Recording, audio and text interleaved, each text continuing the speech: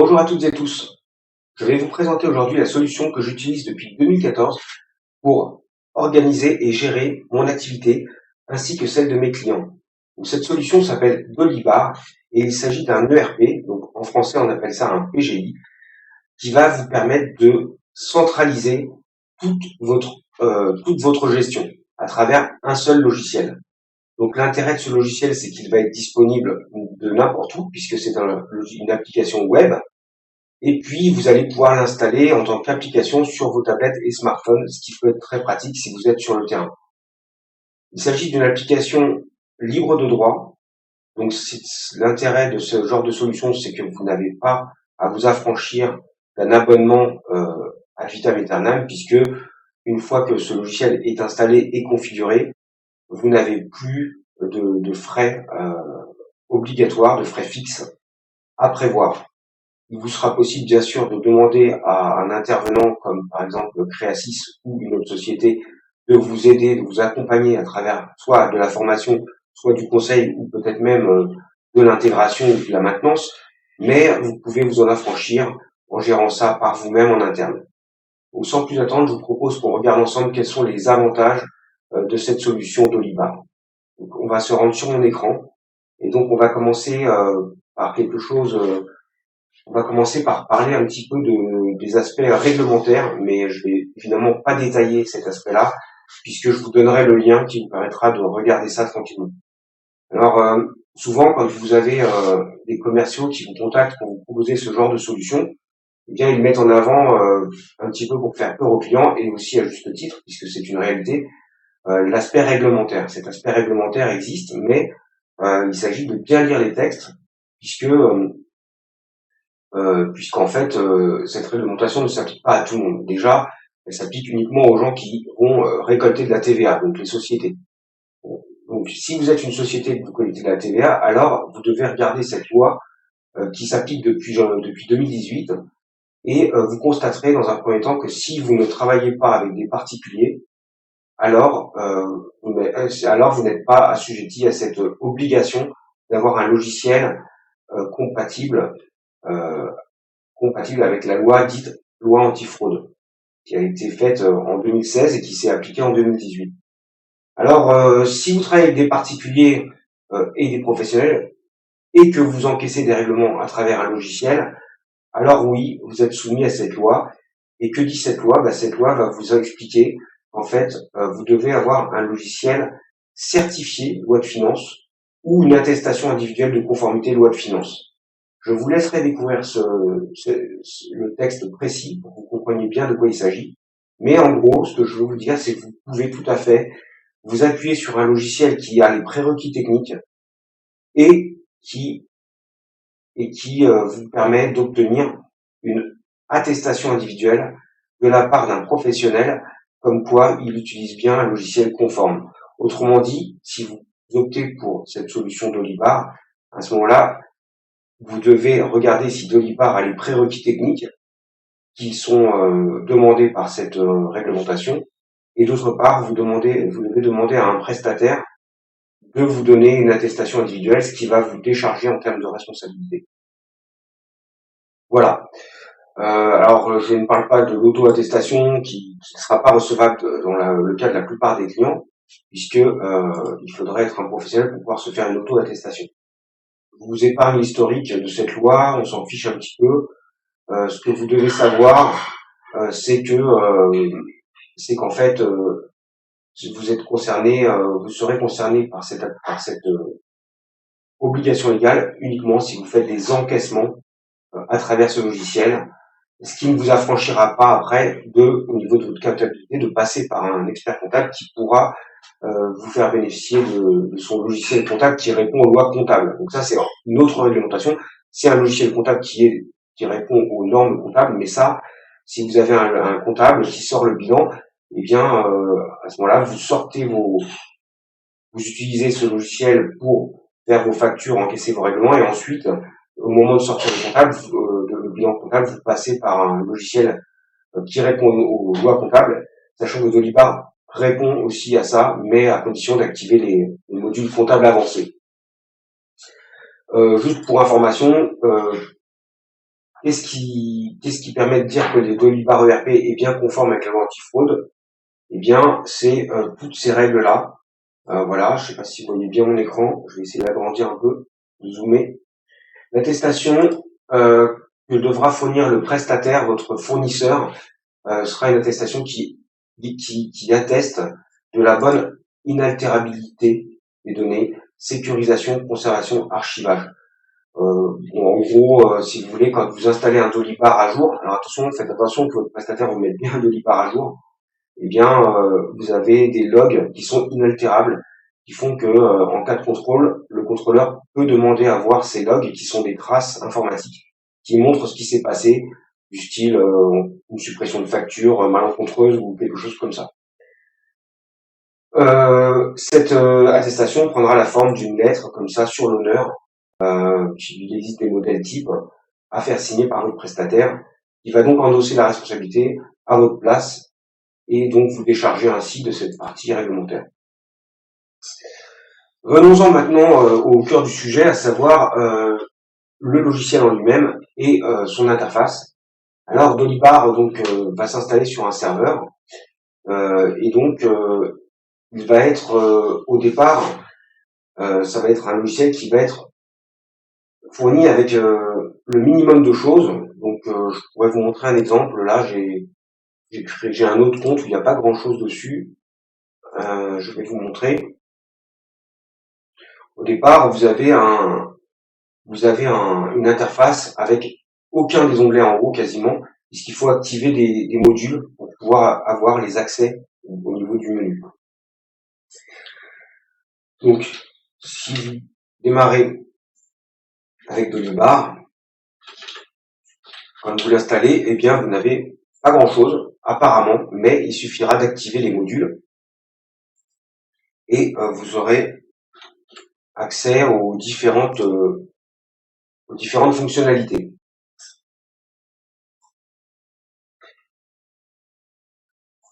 Excusez-moi.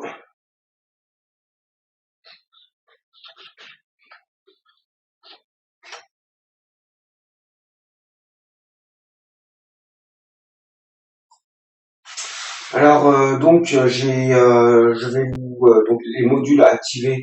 Je vais pas vous faire une formation aujourd'hui, on va juste faire un tour d'horizon. Sachez qu'il existe ici au niveau de l'accueil un menu configuration qui va vous permettre d'activer un par un tous les modules nécessaires, comme par exemple le module projet, commerce, facturation, banque, etc., etc. Chaque entrée dans le menu est un module qu'il faut activer et configurer. Tous ces modules vont être actifs, mais ne vont pas forcément s'appliquer à tous vos utilisateurs. Alors les utilisateurs que vous allez créer, ce sont des personnes, des employés par exemple, qui vont pouvoir se connecter à cette interface de façon à pouvoir travailler et tracer leur activité. Selon leur fonction, ils n'auront pas forcément accès aux mêmes modules. Un commercial n'aura peut-être pas accès aux fiches d'intervention, tout comme un technicien n'aura peut-être pas accès aux devis et factures, puisque en tant que technicien, ce n'est pas son domaine. C'est pourquoi on dit que Dolibar est un PGI modulable, puisque tout fonctionne sous forme de modules. Il existe des modules gratuits et des modules payants. Nous le verrons plus tard, mais dans sa version de base, il existe déjà un certain nombre de modules qui permettent déjà la première année de faire beaucoup de choses, et certains même s'en contentent largement sans jamais acheter de modules payants. Alors, je ne vais pas vous montrer les détails pour la configuration. Je veux juste que vous sachiez qu'effectivement, il est possible d'activer ou désactiver des modules. Certains sont activés, il en resterait d'autres ici qu'on pourrait activer et donc voir apparaître en haut. Donc l'intérêt de passer par ce logiciel, c'est que, comme vous le savez, PGI veut dire logiciel de gestion intégré. Donc vous allez intégrer toute votre activité au même endroit, donc tout va être centralisé, ce qui va fluidifier son workflow, c'est-à-dire ses process de travail, et ce qui va permettre de facilement faire des liaisons entre les différents éléments qui vous permettent de travailler correctement. Vous ne perdrez plus d'informations puisque tous les éléments sont reliés entre eux. Si vous créez un projet, par exemple ici, vous allez créer un projet, eh bien là je vais voir par exemple ma liste de projets. Alors au début c'était une opportunité, le commercial a détecté une opportunité Et puis le client effectivement était plutôt chaud, et donc on a créé un projet pour un site internet. Et ce projet va être une sorte de coquille qui va permettre d'accéder à un ensemble de données relatives à ce projet. Donc vous aurez des tâches, des tâches par rapport à ce projet, des événements aussi, mais aussi des devis, des factures, en tout cas je l'espère, et puis pourquoi pas des tickets s'il y a des choses à faire, des interventions à faire. Et puis ce projet, forcément vous allez y ajouter des contacts qui vont rejoindre ce projet, et donc tous les acteurs vont pouvoir se retrouver dans cette coquille qui est la coquille projet. Vous pourrez bien sûr à partir de là clôturer le projet quand il sera terminé, et puis déclencher des actions, c'est-à-dire déclencher à partir de cet environnement ici, déclencher un certain nombre de choses, voilà, comme des interventions ou des choses comme ça. Vous avez possibilité donc vous pouvez partir du projet, mais vous pouvez aussi partir d'un autre objet, comme par exemple un devis ou une facture, et partir d'une facture pour après remonter au projet. Donc ici, par exemple, sur une facture, je prends n'importe laquelle, je me souviens même plus, je prends une facture d'acompte. Cette facture d'acompte va être liée, vous voyez, au projet site internet Nous qui chante. Eh bien, je suis sur cette facture d'acompte, et puis je peux à tout moment recliquer là-dessus et retourner dans le projet pour me dire bon, qu'est-ce qui se passe exactement, où on en est. Ah oui, ok, des factures d'acompte, ah c'est pas soldé. Je vais donc envoyer une relance. On a la main ici pour déclencher des actions, comme je vous le disais tout à l'heure. Tout type d'action. Ça peut être des règlements, des relances clients, ça peut être des créations de factures d'acompte, des créations de devis, un peu tout. Voilà. Vous pouvez donc également administrer votre catalogue de produits et de services ici. Donc vous avez accès à des produits et des services qui peuvent être dans des entrepôts, c'est-à-dire vous pouvez avoir une vraie gestion de stock selon l'endroit où ces produits sont entreposés. Ensuite, les produits peuvent être créés donc avec des catégories, et ce sera très important puisque c'est cette structure de catalogue produits et services qui va vous permettre ensuite d'aller vite au moment de la rédaction des devis. En effet, si vous ne saisissez pas vos services et vos produits correctement, eh bien vous allez devoir soit vous allez créer des doublons, soit vous allez devoir rédiger à chaque fois, taper au clavier un descriptif, alors qu'en fait vous auriez pu déjà pré-remplir le catalogue produit de façon à juste l'ajouter à partir d'une liste préétablie.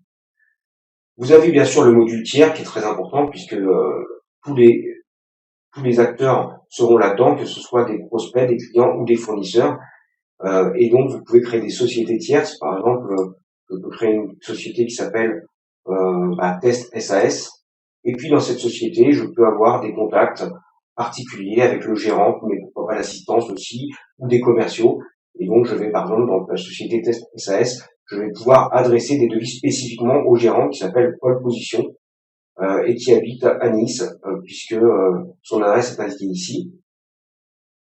Et donc voilà, je vais pouvoir créer plusieurs contacts pour une même société, et chaque contact peut être relié à une proposition ou à une fiche d'intervention.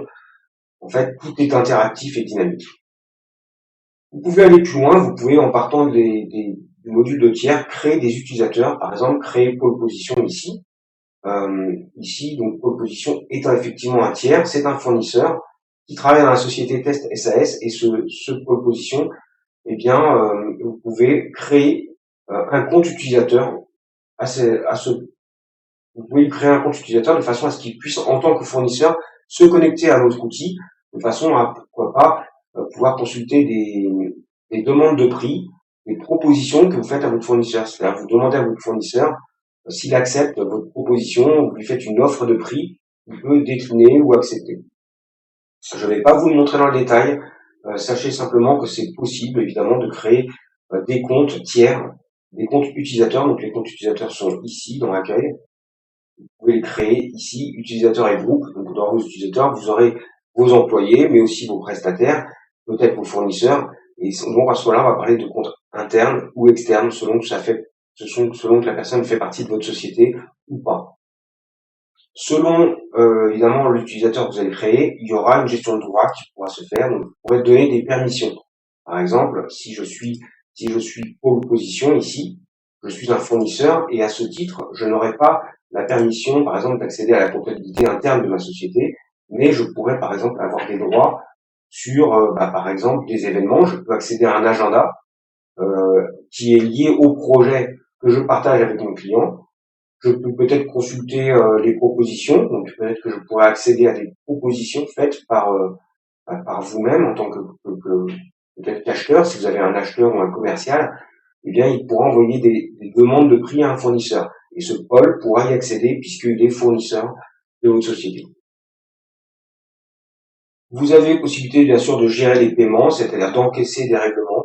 Vous pouvez avoir plusieurs comptes bancaires, une gestion des ressources humaines avec, pourquoi pas, des notes de frais. Aussi, également, vous avez des documents que vous pouvez partager avec vos utilisateurs ou vos fournisseurs. Vous pouvez avoir une gestion de documents, donc pour archiver des documents que vous partagez avec certains utilisateurs. Et puis, vous avez des agendas qui vont se créer en lien avec vos projets. C'est-à-dire que si vous êtes sur un projet A, vous ne verrez pas le calendrier, l'agenda du projet B. Voilà, en gros, le tour d'horizon que je voulais vous faire faire par rapport à cet outil.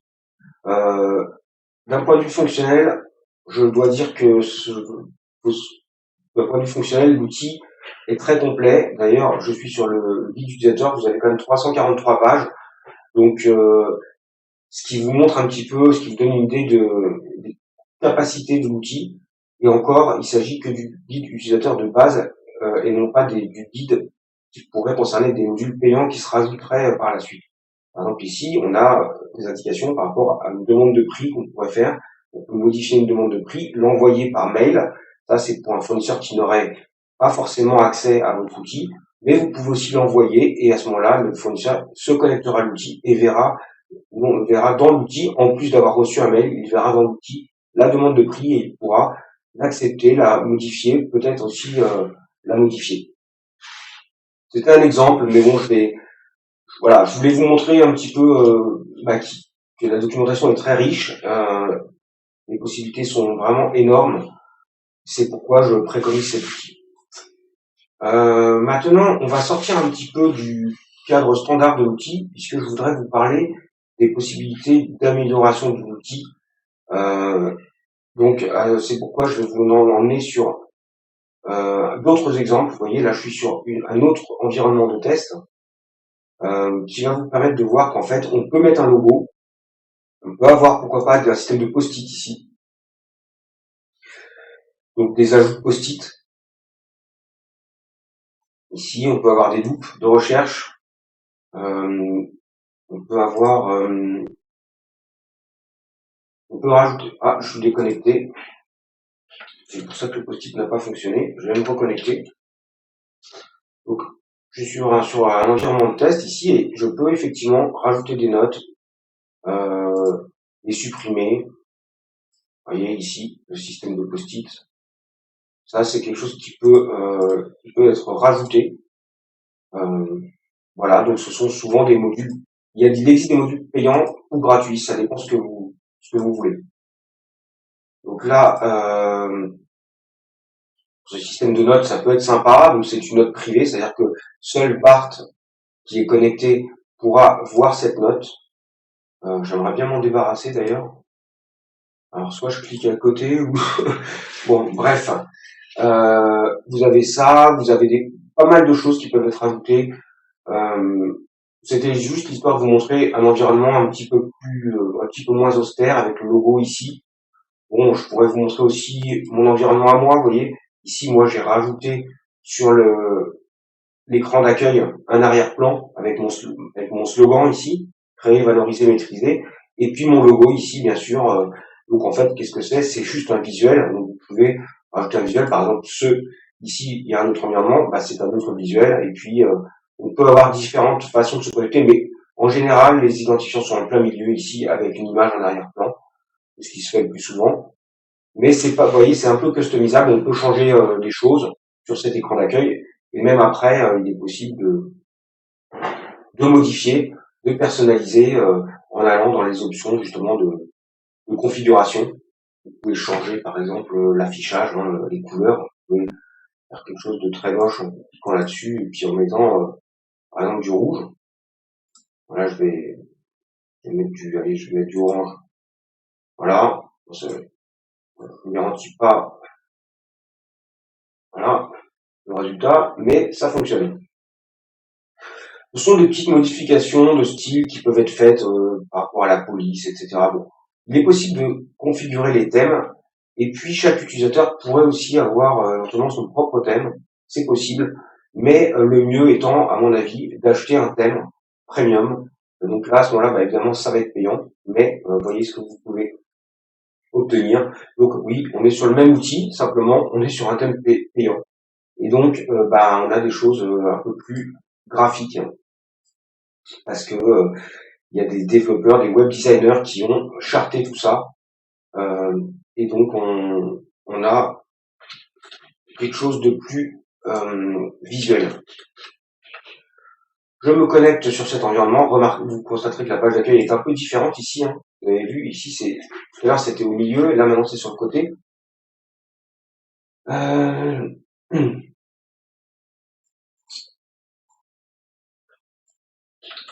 Je me reconnecte à l'environnement de test, ici, pour que vous puissiez voir un petit peu d'autres présentations.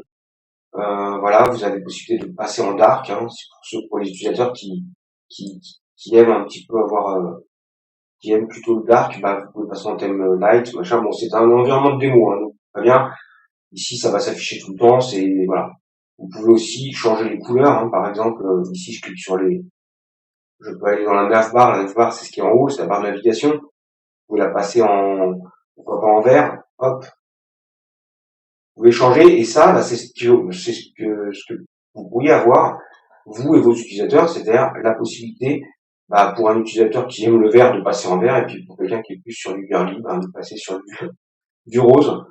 Ça, c'est des possibilités que vous avez et que chaque utilisateur pourra utiliser pour personnaliser un petit peu son environnement, ne serait-ce qu'au niveau des couleurs. Bon, ici, on peut avoir aussi possibilité de fermer ça, ce volet, de l'agrandir, ça peut être pratique aussi. On a toujours nos modules, mais cette fois-ci, ils sont sur le côté et non plus en haut. Vous voyez, ça a changé par rapport à tout à l'heure. Ici, on a des accès faciles. Vous voyez, on peut facilement accéder à certaines choses. C'est customisable. On peut aussi rajouter des blocs ici, ça s'appelle des widgets. Comment rajouter un widget? Vous pouvez le faire ici, en rajoutant par exemple, je sais pas moi, des interventions. Si par exemple vous avez besoin d'accéder facilement à des interventions, vous pouvez cliquer dessus, et puis ça va se rajouter ici. Non, ça c'est des expéditions. Hop. Intervention modifiée, ça s'est mis en haut ici. Bon, il y en a pas en l'occurrence, mais bon. Alors s'il y en a pas, je peux aussi supprimer le widget et le remettre à un autre moment quand il y en aura, par exemple. Vous pouvez accéder facilement à vos propositions commerciales en cliquant sur les liens qui sont là, et puis à vos projets et à tous les autres objets qui sont dans Dolibar.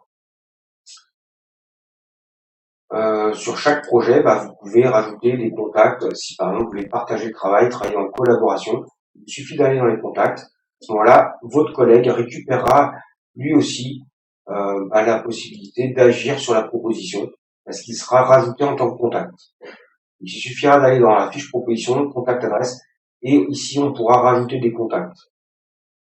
Sauf si la proposition est déjà signée. Ah non, pour la proposition, si elle est signée, c'est bon. Sauf si par exemple le contrat est terminé évidemment et que la facture a été encaissée, à ce moment-là, comme c'est clôturé, il faudrait réouvrir tout ça pour pouvoir changer ce qui se passe à l'intérieur de la facture.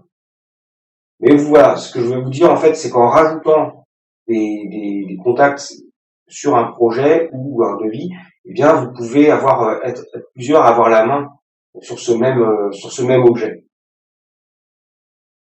Vous avez du multilangue, vous avez la possibilité de faire bien sûr de l'envoi de mail, donc le multilangue ça peut être pratique, mais vous avez aussi du multidevise. Si vos fournisseurs sont à l'étranger, vous pouvez très bien entrer des prix en dollars, c'est tout à fait possible. Vous avez aussi possibilité de rajouter des modules pour bien gérer votre inventaire. Vous avez aussi des possibilités d'avoir un agenda, donc, comme je le disais tout à l'heure, vous pouvez avoir un agenda plus ou moins designé, on va dire, plus ou moins élaboré. Donc là, par défaut, c'est un agenda qui va afficher uniquement ce qui concerne l'utilisateur. Donc, vous ne verrez pas forcément ce qui concerne d'autres utilisateurs. Vous ne verrez pas l'agenda des autres personnes. Voilà, vous verrez seulement ce qui vous est attribué. Voilà, écoutez, je pourrais encore vous dire pas mal de choses. J'ai sûrement oublié pas mal de choses. Je vous ai parlé du module comptabilité qui existe en comptabilité simplifiée ou comptabilité complète si vous êtes comptable. Voilà, vous pouvez activer la gestion comptable et sortir un bilan. Voilà, et même là, bien sûr, vos liasses fiscales, hein, ce sera tout à fait aux normes et vous sortirez un bilan ou un compte de résultat tout à fait normal avec cet outil, à condition bien sûr d'activer le module comptabilité avancée. Je pense avoir fait un petit peu le tour de la question. De toute façon, je vous propose de toute façon, vous pouvez toujours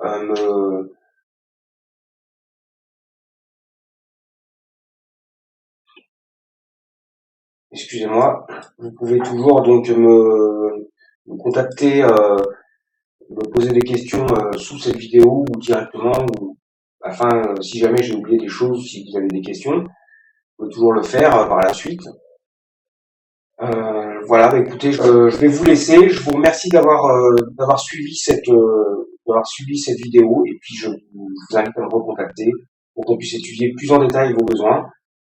Une dernière chose, quand vous travaillez avec quand vous voulez implémenter ce genre de solution, sachez qu'il existe que chez Creasys, on utilise toujours minimum 3 phases. C'est pourquoi il faut que vous prévoyiez vraiment un planning assez conséquent. C'est pas quelque chose que vous pouvez mettre en place comme ça en un mois. Il faut prévoir minimum 2-3 mois, car vous avez des phases à respecter si vous voulez que la transition se passe bien entre votre ancien outil et cet outil. En général, chez Creasys, on passe toujours par une phase d'installation de paramétrage qui nous permet de recueillir un petit peu vos données, de tout remplir par avance par rapport à vos besoins. Et ensuite, on a toujours une phase de conseil, formation, qui est très importante, de façon à ce que vos utilisateurs puissent facilement prendre en main l'outil et éviter de se retrouver complètement perdu au moment où l'outil sera utilisé en production. Enfin, la dernière phase, c'est justement la phase de production, c'est-à-dire on met en ligne l'outil, tout le monde bascule sur l'outil, et à ce moment-là, vous pouvez utiliser soit la formation que vous avez faite, donc les tutos que je vais vous donner, mais vous pouvez aussi, et ça je vous le recommande, utiliser la troisième phase du projet qui est la phase de suivi. Et dans cette phase de suivi, eh bien, vous avez une assistance et un petit peu de maintenance, car même si cet outil n'a pas énormément de mise à jour, il faut quand même le mettre à jour minimum 2 fois par an. Et encore, je vous dis ça aujourd'hui, si ça se trouve dans les années qui vont venir, il y aura peut-être plus de mise à jour, je n'en sais rien, mais ce que je peux vous dire, c'est que il y a des mises à jour à faire chaque année, et pour ça, il faut quand même prendre des précautions. Donc c'est pourquoi je vous conseille d'avoir un minimum de suivi, mais on reste quand même dans l'esprit du logiciel libre, c'est-à-dire que vous êtes propriétaire, c'est votre outil, vous n'êtes pas lié à une société privée qui va vous obliger tous les mois à payer quelque chose. Vous pouvez vous affranchir et au bout d'un an ou deux être complètement autonome, et même avant, selon en fait votre compréhension de l'outil, votre facilité à l'utiliser. Vous pouvez tout à fait vous passer d'un prestataire au bout d'un certain temps. À partir du moment où l'outil est livré, je pense qu'il y a un minimum de SAV à prévoir, mais très rapidement, vous allez pouvoir vous passer du prestataire, sauf peut-être à le rappeler une fois par an pour des mises à jour un peu techniques. Sinon, je pense que voilà, c'est justement le but de cet outil, c'est de vous l'approprier et de vous affranchir d'un abonnement. Voilà, je vous remercie une nouvelle fois et je vous dis à bientôt et travaillez bien. Au revoir.